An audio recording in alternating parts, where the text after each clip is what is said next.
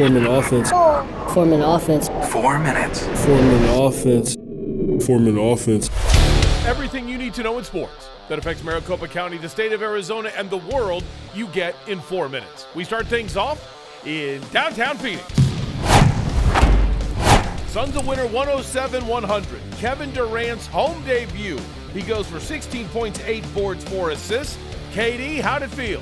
I know everybody was anticipating and waiting on it, and since the last time I stepped on the floor for warm-ups, so I'm glad we was able to do it again and get through it and move on from here. Devin Booker, 29 points, 5 assists, 4 steals, 3 rebounds. He went 12 of 15 from the free throw line. D-Book, how did it feel to be out there with the energy from the crowd? Yeah, the whole city's been waiting on this. It's a really special night, big night in the history of the organization, and the fans showed the love. One of the main reasons why the Suns won, turnovers. Phoenix only had 8 of them, but they forced 21 from Minnesota.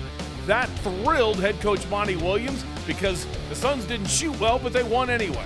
We're going to be a work in progress, but I like the fact that we can win games while we progress, and I don't think you get a grade for that. I just like the fact that we were able to win what we would call an ugly game with our defense.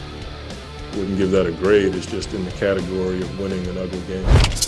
Happy opening day! The Arizona Diamondbacks wrap up Major League Baseball's opening slate. They're in LA. They take on the Dodgers tonight at 7:10.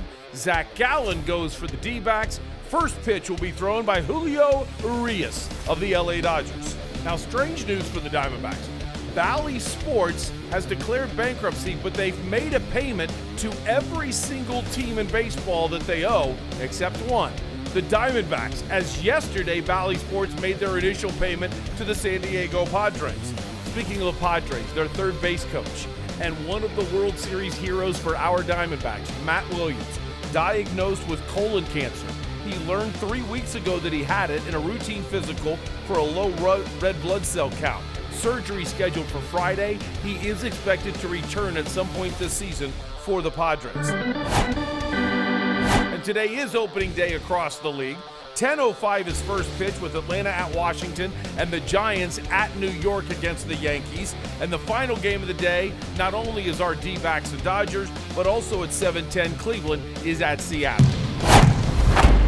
Sacramento Kings clinched the playoffs last night with a 40-point win over Portland. Why does that matter?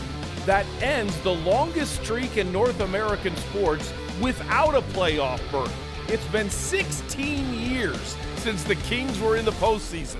If you're wondering, the newest streak, that's now owned by the New York Jets. Mark Sanchez in the AFC Championship game 12 years ago is the last time the Jets saw the postseason. Only one game tonight that affects the Western Conference standings. The New Orleans Pelicans on the road at Denver.